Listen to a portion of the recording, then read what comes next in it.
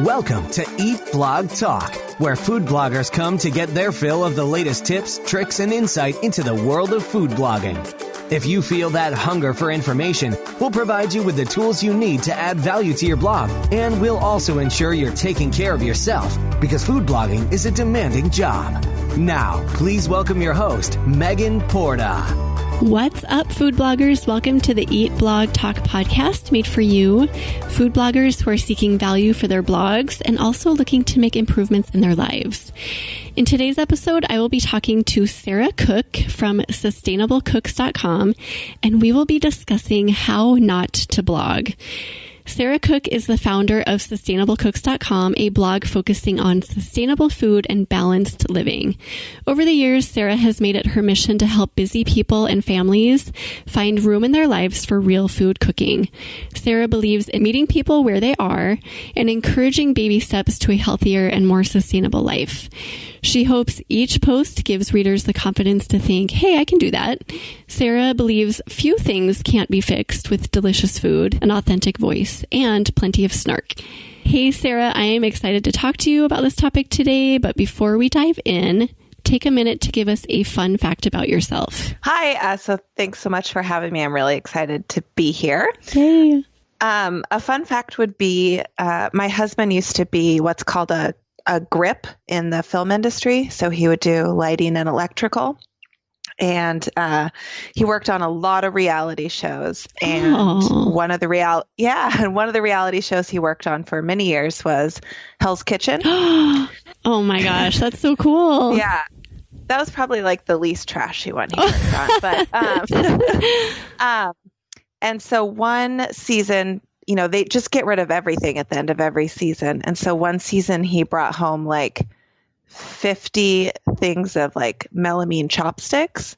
And so any chopstick you see in any of my food photos today are actually taken from the set of Hell's Kitchen. Oh my gosh, that's so cool. I'm going to go to your site and just look for chopsticks now. Look for chopsticks. So I bet you get a lot of scoop about garbage and the drama from all of those shows. Oh yeah. I mean, he's been out of the industry for 10 years, but he kind of got started when the reality shows were getting started. So they've definitely evolved. But yeah, I heard a lot of stuff. Yeah, I bet you did. Well, thanks for sharing that. That was very interesting. Let's get to our main topic today, Sarah, how not to blog. Oh, yeah. Yes, I strongly believe that one of the benefits of starting a blog now versus like even a handful of years ago is that there's sort of a system now that works, right? So we pioneers, as I call us, the ones who've been around for over 5 years, I feel like we were the guinea pigs for this very new job called food blogging. Nobody knows what food blogging is now, but 5 and 10 years ago, I mean, it was even more mysterious. I think every food blogger who has been doing this job for more than 5 years can say that the journey has been bumpy and filled with a lot of learning. But all bumpy journeys bring insight, and that is what you are here to deliver today, Sarah. Can you just start by sharing a little bit about your food blogging journey, how it started, and how it has evolved for you? Sure. So I started blogging in August of 2010. So back, before the earth had cooled in terms of blogging years. And I started a blog called Frugal by Choice, Cheap by Necessity, which, red flag number one. If people are asleep by the time you finish saying your blog name, it's too long. But I started it because on April Fool's Day in 2010, my husband was laid off. And we had just moved back from Los Angeles. We had just left his well-paying job, I should say. We had left my well-paying job, and then he got laid off. So our lives just turned upside down overnight. And after a few months, I just started sharing tips online, just kind of for my own information, maybe helping friends and family out. And then over the years, it got to the point where all those tips and couponing and stuff like that, it was still interesting. I just didn't care about it anymore. What I really cared about was the food. But I started on Blogger, I guess back then it was like Blogspot. It was free. I didn't have any money, so it was totally free and it served its purpose. And then I transitioned to a self-hosted site in 2014.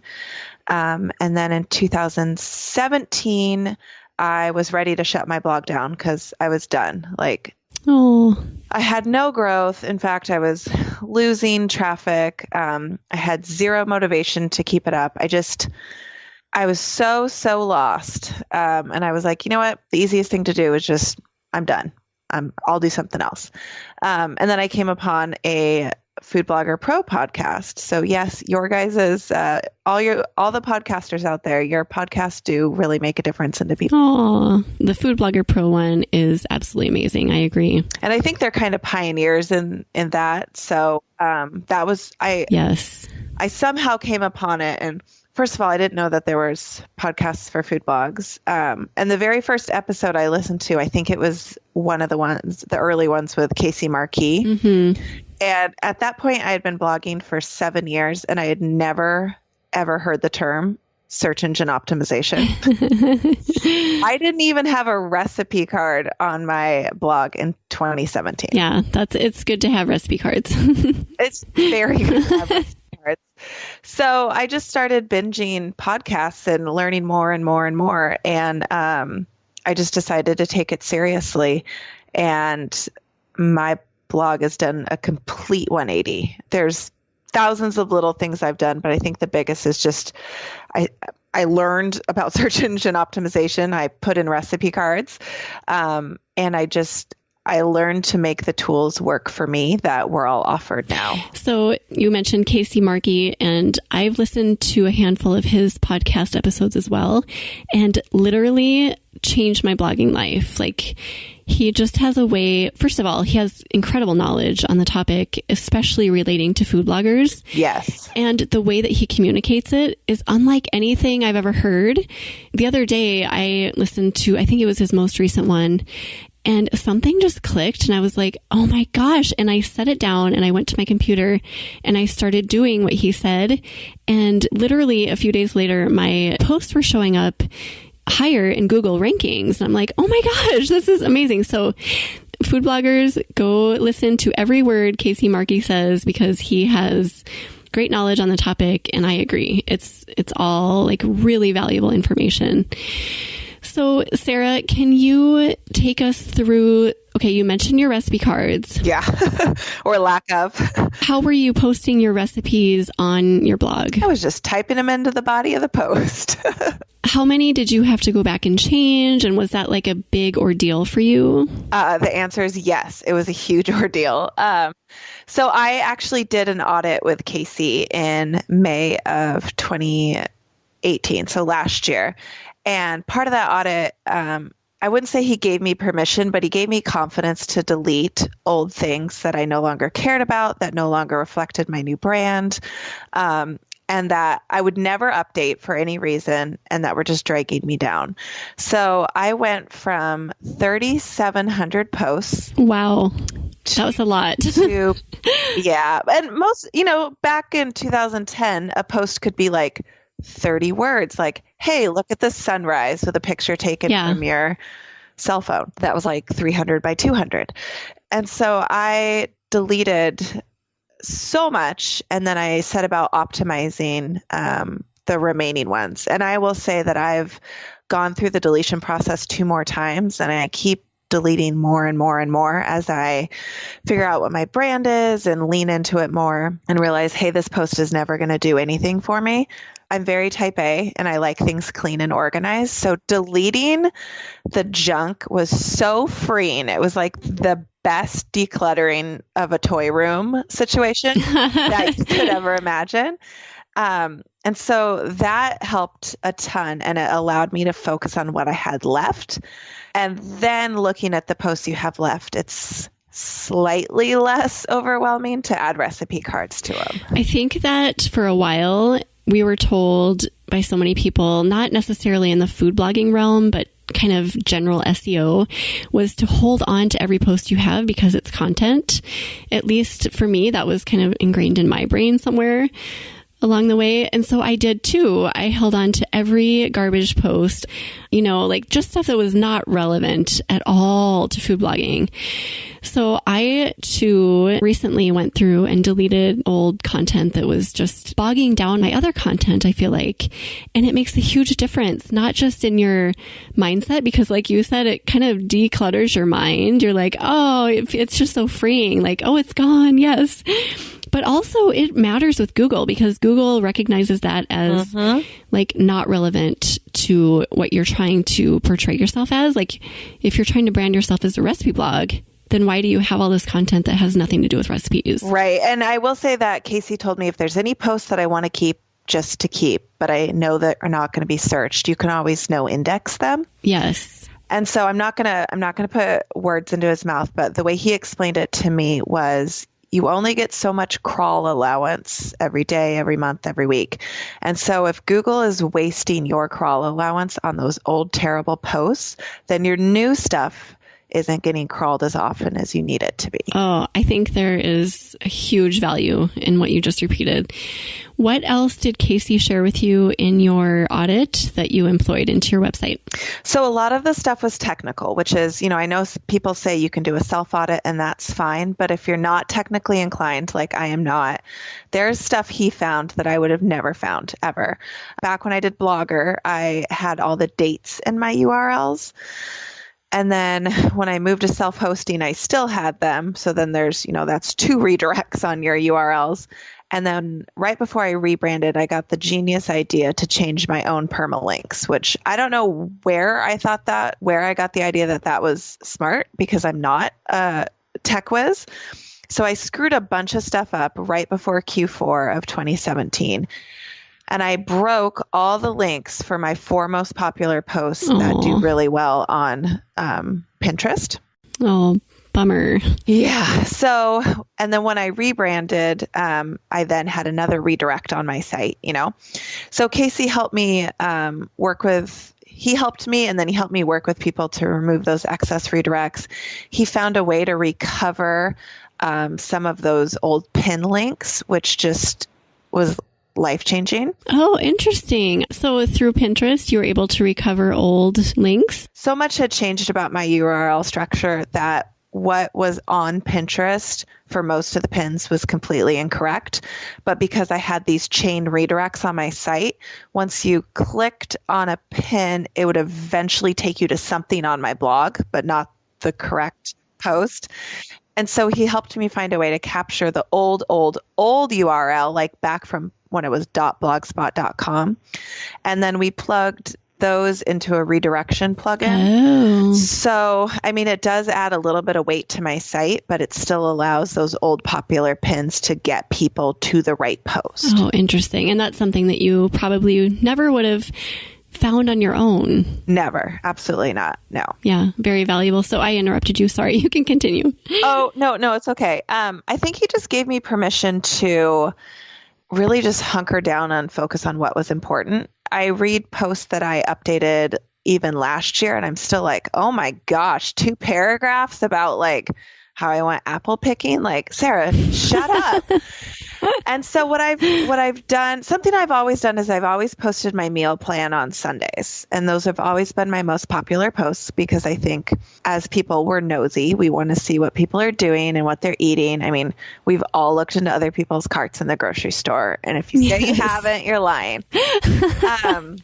And so my meal plan posts have always been my most popular. And so what I did after my audit is I started writing my day-to-day posts, like my recipe posts for a Google audience, but I would put what my 10-year-old son would call Easter eggs within those posts, like a little tiny inside joke that like my diehard readers would see, but that someone coming from Google like wouldn't think it's really weird. So that's how I connect to my return audiences, with those like funny little one-liners within a post that's written for a Google audience. But I save all my blah, blah, blah. This is what we did, blah, blah, blah, blah, blah. This is what we ate for my Sunday posts. And Sunday posts are still my most popular, and they're also my most profitable because as I'm talking about my day-to-day life, I'm very naturally dropping affiliate links in these posts. And because I have the most traffic on Sundays, I get the most affiliates. So it's kind of the best of both worlds. I still get to have that personal connection. I still get to write those. Well, now they're shorter paragraphs because of that. But I still get to write those stories and I still get to connect with my audience. But I can save that for one post a week. And then everything else is for my Google people. That's really brilliant, I think, because we all used to write like that all the time, you know, the more personal stuff. So secluding it, putting it into one day and still connecting with your audience and letting them know that you're human and that somebody else is not writing for you is important. And I think that's so smart. Yes. As we get more into SEO, we're all starting to write more technically and like thinking about Google really instead of who our audience is. I was just talking to the amazing and talented Jessica Gavin, and she said this line that was like, oh, I love this. She was talking about this very thing and like focusing on your writing. And she said, know when to ignite your personal voice and when to ignite your business voice. You have figured that out. And I love that. I don't think that's a super common thing for food bloggers to do, to like set one day aside a week to talk about your personal side. And I also love that you're incorporating food into it. So when Google sees that post, it's still relevant. Well, I do no index my Sunday posts. So I tell Google, gotcha. I don't want you to waste your time on this post. Gotcha. I like that. That's another tip, no indexing posts that you don't necessarily want Google to crawl. And I will say that I have, after my audit with Casey, I hooked up with what I call an accountability buddy. And that's Katie from Hey Nutrition Lady, because she also went through an audit with Casey. And so we've kind of held each other's feet to the fire. And she started her Sunday post too. I kept telling her, I was like, you got to do this. It's great for income. It's great for connecting to your readers. And they're now her most popular posts of the week as well. Oh my gosh. Wow. Accountability buddies are huge too, because we're all doing this on our own. So having somebody else to keep you on track, I think is huge in this job. This last year, I couldn't have survived without her. So. Oh, yeah. It's great to have someone to keep you on track. So take us through some other things that you've kind of learned along the way. So I think, back in 2010, when we all started blogs, the common thing was using it as an online diary. So you would write about yourself. So everything was me, I, our, that kind of thing.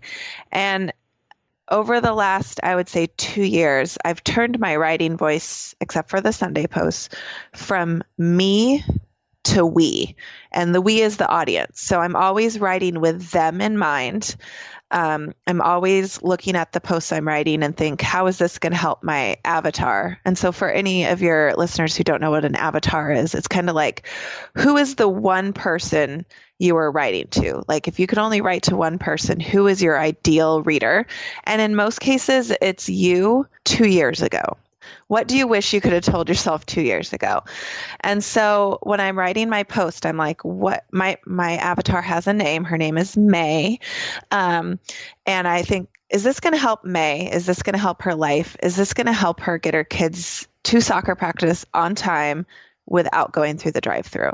And if I can't say yes to that, then I'm not going to write the post. I love that. I don't remember where I heard this. I think it was on a podcast that was unrelated to food blogging, but somebody recommended building your own avatar, like you were just saying. And I love that you gave May a name because that makes it more personal.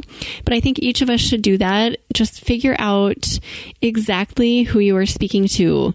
What is this person's name? What are they doing? What are their goals? Are they happy? Are they content?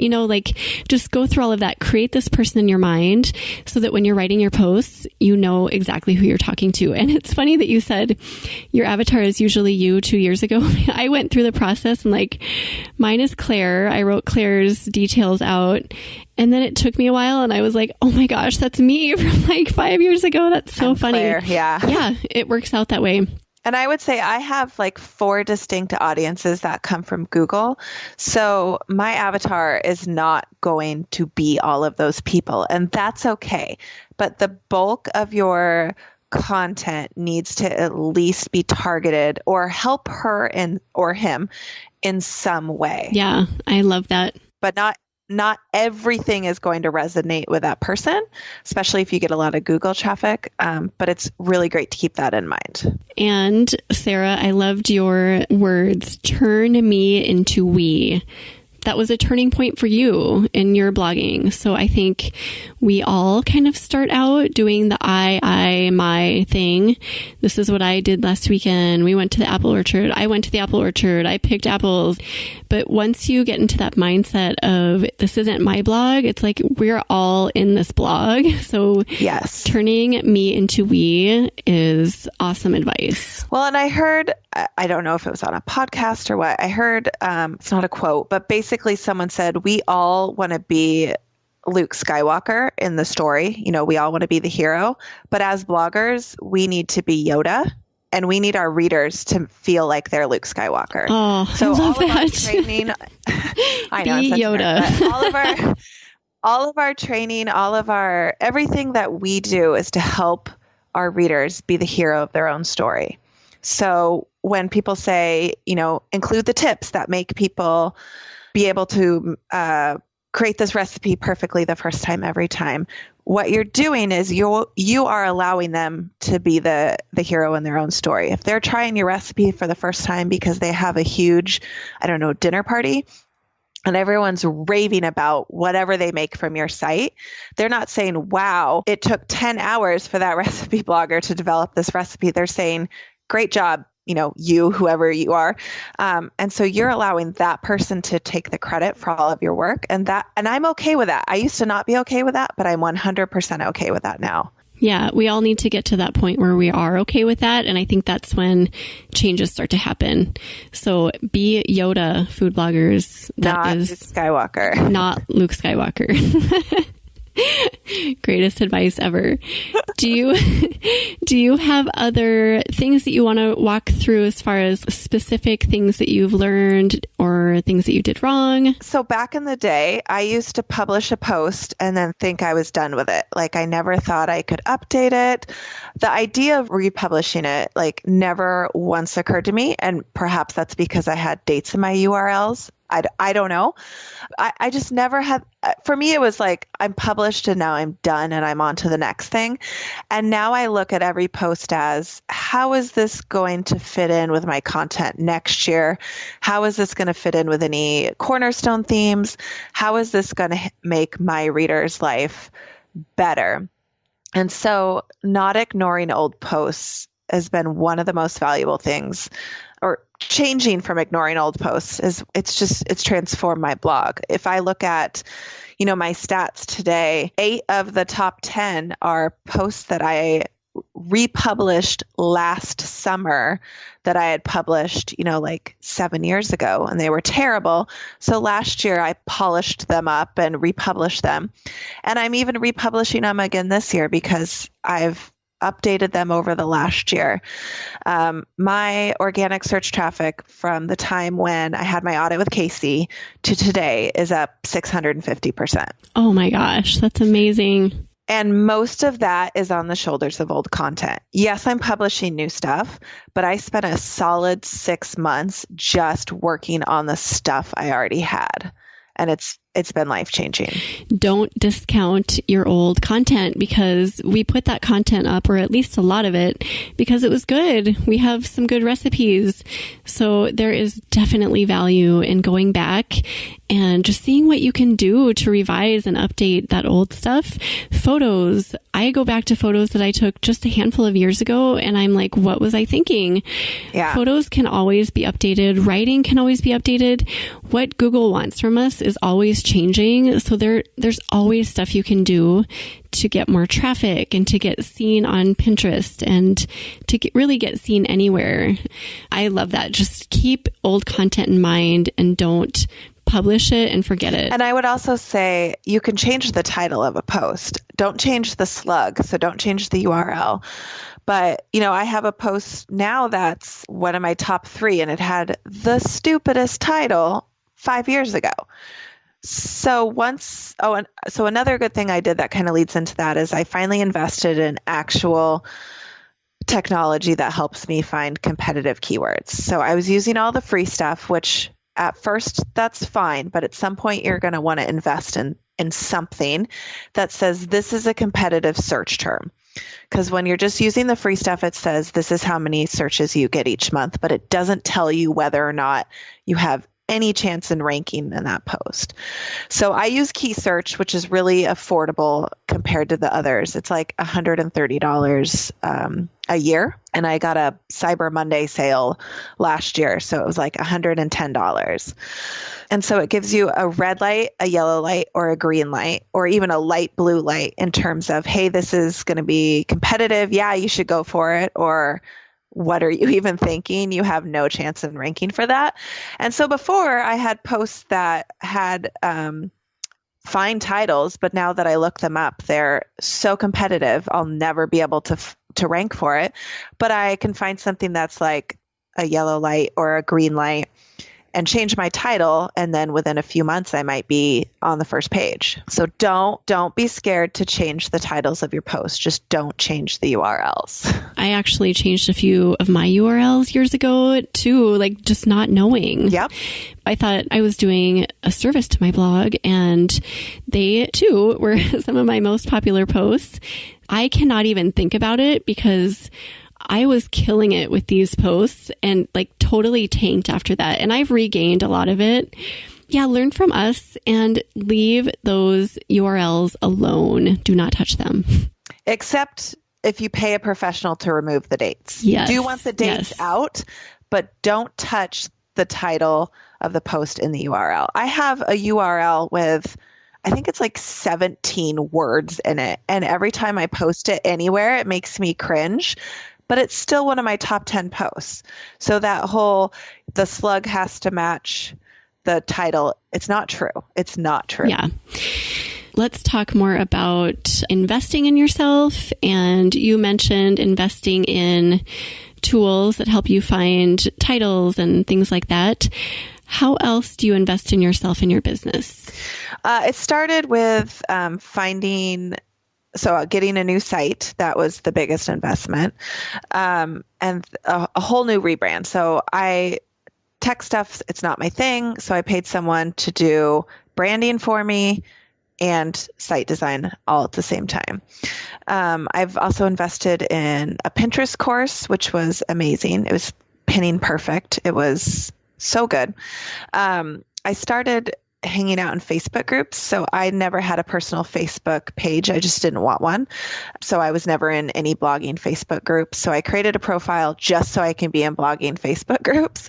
And I've learned so much, and that stuff's free. So if people don't have money to invest, learning from other people in Facebook groups, blogging ones specifically, I mean, that's totally free. There's a lot of free information out there. Podcasts and Facebook groups, like you mentioned, provide so much information if you just keep your eyes open.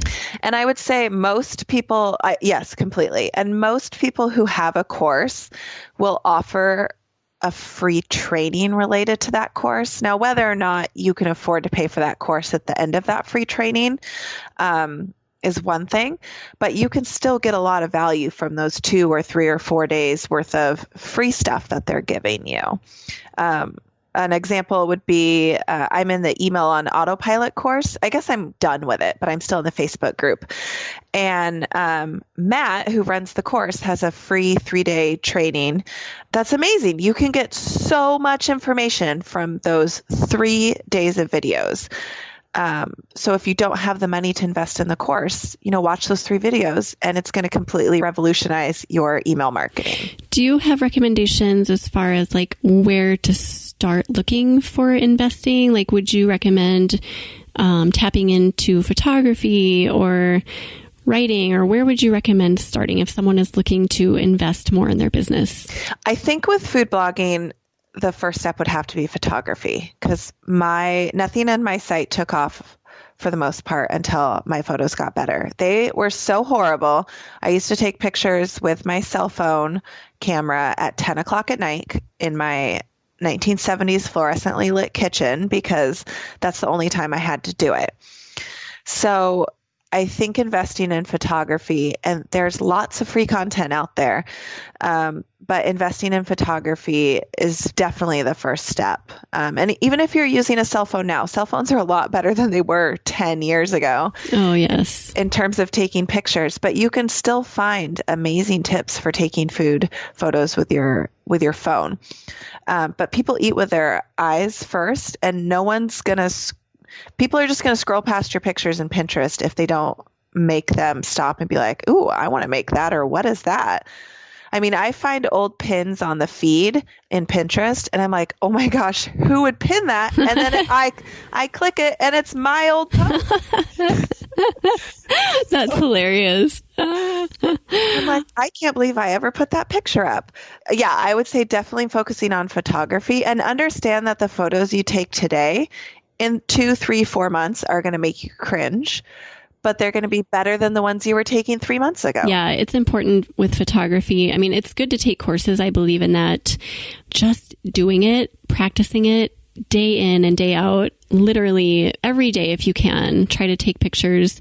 And before you know it, your skills will be improved.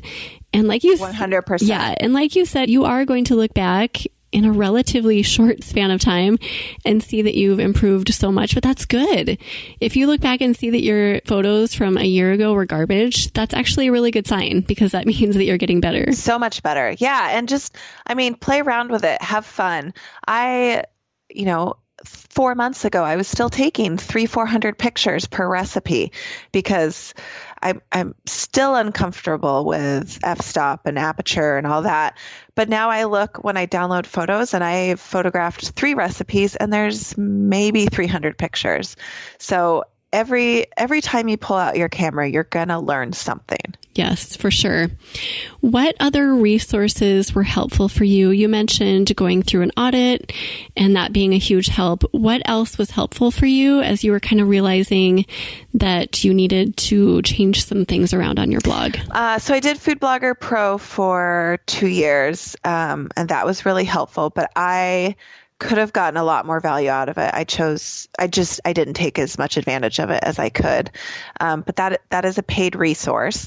So I think one of the best free things that anyone can do is type in the name of the recipe that you're going to be posting into Google and looking at the top 10 results, finding out what they have on the first page. So finding out what they have in common.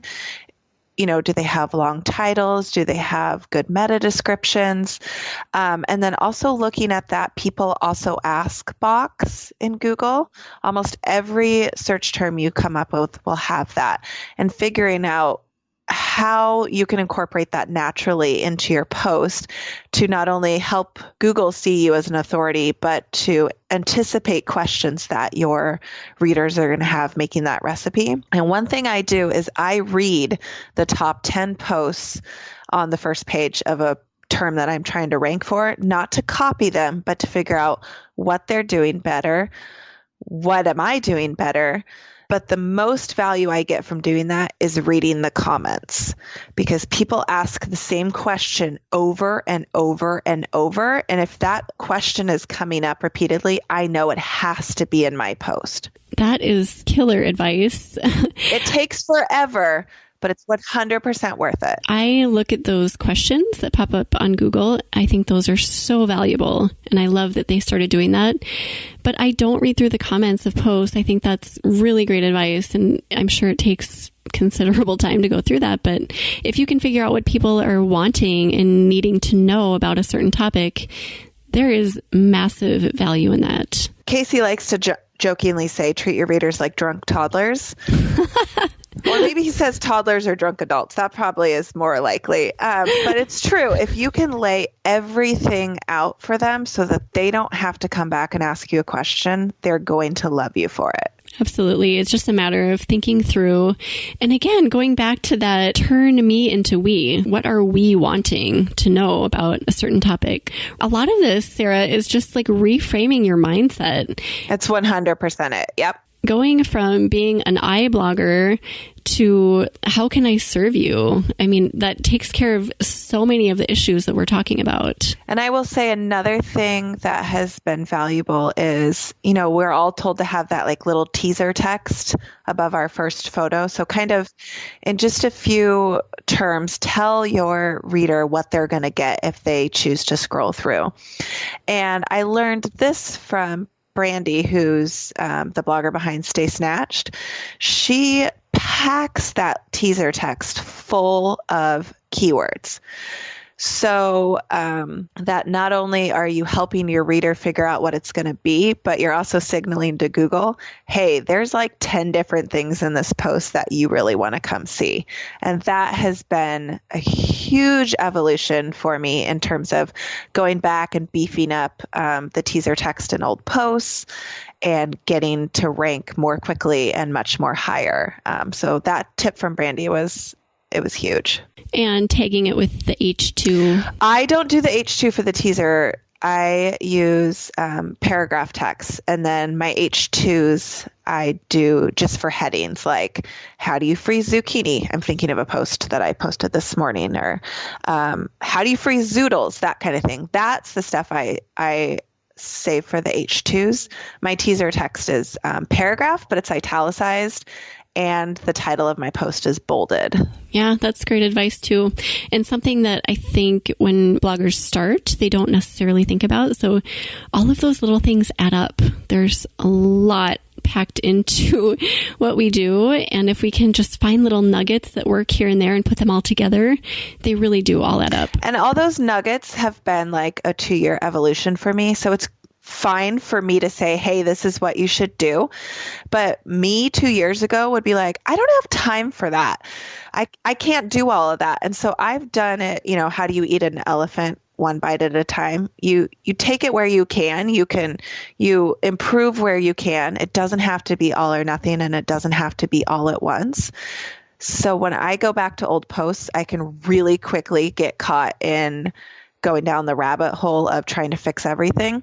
So if I find an old post, I just set the timer on my phone for 20 minutes and I'm like, do what you can in 20 minutes and then add a major overhaul to your to-do list for later. And that 20 minutes can mean a lot, but it doesn't seem overwhelming at the time. I like your 20-minute timer rule because I get sucked into that rabbit hole so easily. I see one post. It's so easy. Yeah, I've been looking at Google Console and seeing what content of mine is getting a lot of impressions, but maybe not as many clicks.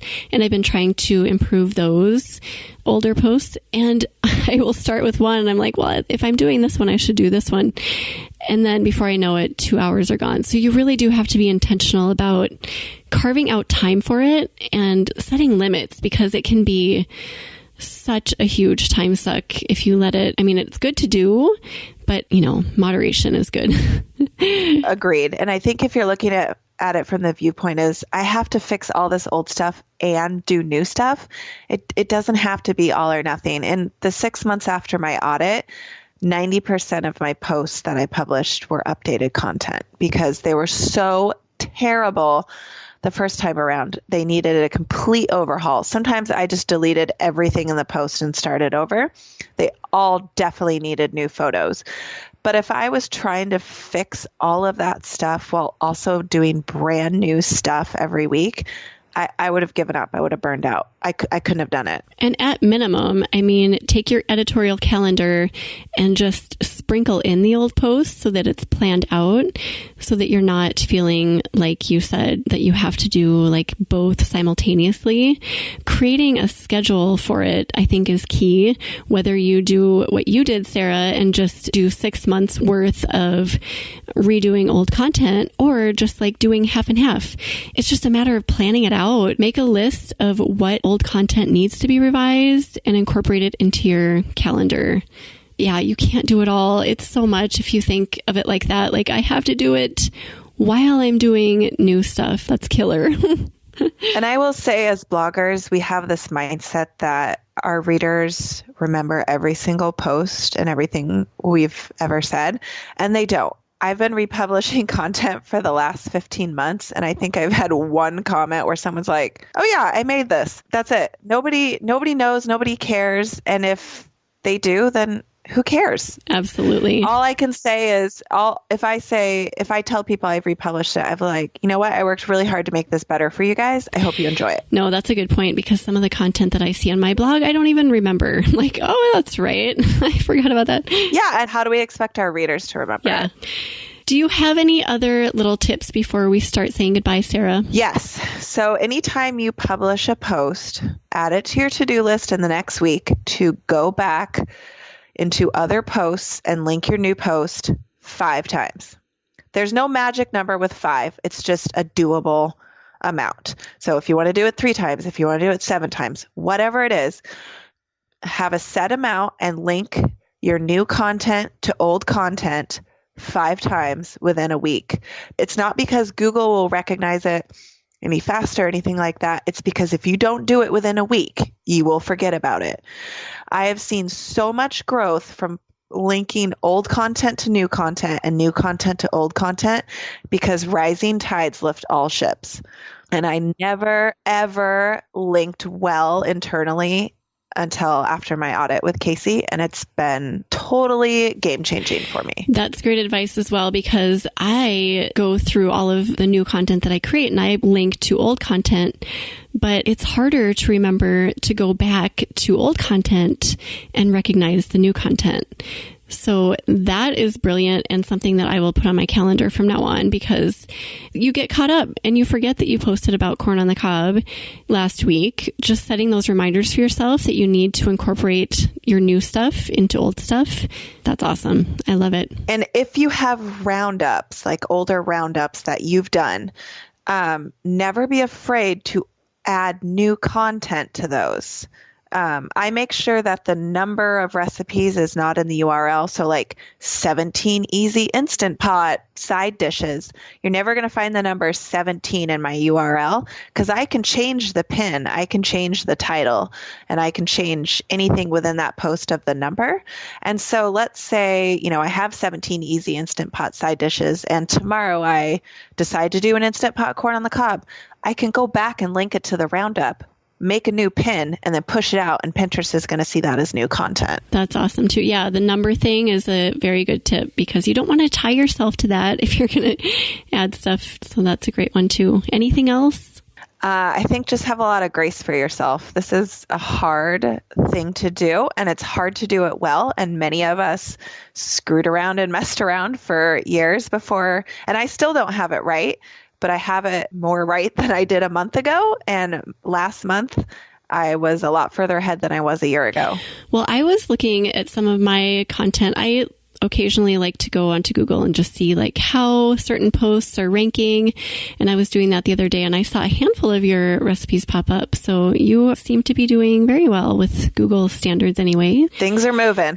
Yeah, things are moving. And I think the general lesson we can take away from our chat is build as good of a foundation as you can, so that you don't have to go back and do a lot of cleaning up messes that we may have made early on. So take every tip that Sarah has imparted today and learn from them, because all of those little things definitely add up. And I think my favorite quote from today, Sarah, is "Be Yoda." It's a good one. Maybe I should make a shirt. I think you should. And Yoda's so dang cute. His head on anything would be great. He's pretty adorable. He is. My boys know that I love him. So every time they see him, if we're out and about, they're like, "Mom, there's Yoda." My youngest, I guess it was his first Halloween, he was Yoda. And my oldest was Luke. So. Oh, that's cute. Yeah, we're nerds. We dressed our dog up as Yoda last year. We found like a doggy Yoda costume. He didn't like it. He had it on for like 5 minutes. They never do. I know. But for those 5 minutes, we were just like dying laughing. I think we got a picture of it as it was falling off his head. I love it. Well, I just wanted to end by saying that I think it's really important to keep in mind that bloggers like you and other bloggers who have made a lot of mistakes along the way have kind of paved the way for success for others, because without us sharing these mistakes, it wouldn't be possible to jump into food blogging and just nail it like a lot of people do these days. I feel like more and more bloggers are starting with all of the great information and then just killing it immediately. So thank you, Sarah, for letting us learn from your mistakes and also being willing to share about them, because it's not always easy to share about the things that we've done wrong, but it is really important to learn the lessons that come from them. So thank you for sharing today. You're so welcome. And I'm happy to help anyone not make the mistakes I did. Well, before you go, aside from Be Yoda, do you have any other favorite quotes or words of inspiration for our fellow food bloggers? I do have a quote that I've loved for years, and it incorporates my love of gardening and my faith, but now also blogging. And it says, even if I knew that tomorrow the world would go to pieces, I would still plant my apple tree. And it's attributed to Martin Luther, but a little online Googling shows he probably didn't say it. So I don't know who said it, but it's still something I live by, where, you know, if you're a gardener, they say the best time to plant an apple tree was 5 years ago. The second best time is today. And it's the same for food blogging. So you're not going to get everything right, but you might as well just get started. I love that visual of just planting seeds and not knowing exactly when they're going to bloom, but just knowing that the seed is there and that you've done it. Exactly. Thank you for sharing that. Sarah has a list of favorite resources relating to today's topic, and those can be found on her show notes page at eatblogtalk.com/Sarah Cook, and Sarah is spelled with an H. Sarah, tell my listeners the best place to find you online. You can find my blog at sustainablecooks.com. I'm on Instagram at Sustainable Cooks, and Facebook, I'm at Sustainable Cooks, but the URL is Frugal Sarah C. Again, people, think about your branding before you sign up for social media. Oh, funny. Oh, well, thank you again so much for being here today, Sarah. And thanks for listening today, food bloggers. And I will catch you in the next episode. We're glad you could join us on this episode of Eat Blog Talk. For more resources based on today's discussion, as well as show notes and an opportunity to be on a future episode of the show, be sure to head to eatblogtalk.com. If you feel that hunger for information, we'll be here to feed you on Eat Blog Talk.